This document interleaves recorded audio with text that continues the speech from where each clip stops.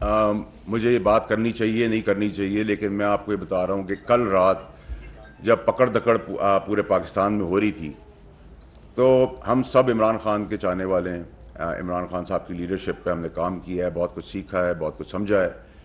तो कल रात जब पकड़ दकड़ हो रही थी तो पीटीआई के 11 मेंबर्स, बहुत प्रोमिनेंट शक्लें जो हैं इनमें 11 की 11, उनमें से 2 के साथ मेरे इख्तलाफात भी थे पार्टी के अंदर रहते हुए भी, वो मेरे घर में ही रात रुके और मेरे घर में उन्होंने सेफ गार्ड समझा अपना और मुझ पे भरोसा किया और मैं उनके भरोसे पे पूरा उतरा, क्योंकि बात थी पाकिस्तान की, बात थी मुसलमान और पाकिस्तानी होने के साथ साथ अपनाइयत की।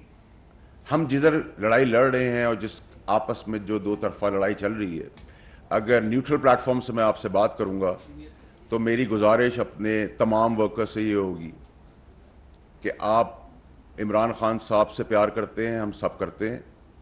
पहले पाकिस्तान है तो इमरान खान साहब हैं, पाकिस्तान है तो जमहूरियत है, पाकिस्तान है तो जुडिशरी है, पाकिस्तान है तो इस्टेब्लिशमेंट है, पाकिस्तान है तो सब कुछ है।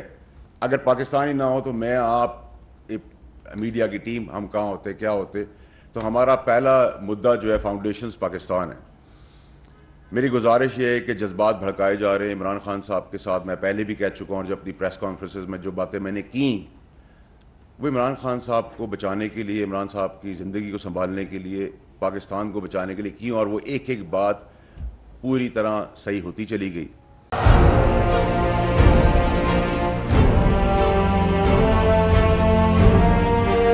अदालती अहकामात के बावजूद कराची में शुएब शेख के घर को गैर कानूनी तौर पर मिस्मार कर दिया गया है।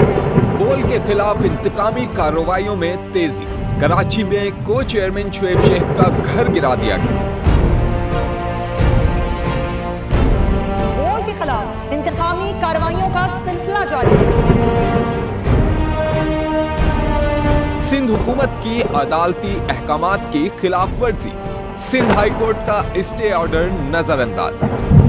सेक्रेटरी बल्दियात Najam Shah, director land Sawal Islam, director anti encroachment Imran Ahmed को नोटिस जारी। Administrator KMC director Saifur Rahman, DIG south Irfan Baloch, SSP Kemari Fida Hussain को भी फरीक बनाया गया। इससे पहले जो जुल्म के पहाड़ तोड़े गए, शुएब अहमद शेख की जबानी सुनी। 60 दिन का वक्त होता है, 102 दिन के बाद मैं जीत गया, केस भरी हो गया, 102 दिन के बाद अपील फाइल की, एक्सेप्ट कर ली। नहीं करते ना एक्सेप्ट, खत्म हो जाता ना जुल्म यार। भरी अदालत में मुझे बरी कर दिया, फिर पता नहीं क्या हुआ, 2.5 घंटे बाद का नोट बिफोर, मैं नहीं सुनता ये केस।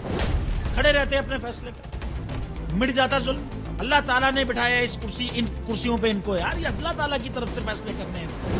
तो या तो ये फैसले आएंगे, जुल्म मिट जाएगा, या कौम खड़ी हो जाएगी जुल्म के खिलाफ।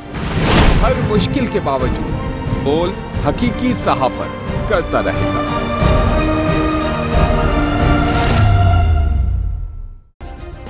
सब्सक्राइब करें और बेल दबाएं ताकि कोई खबर रह न जाए।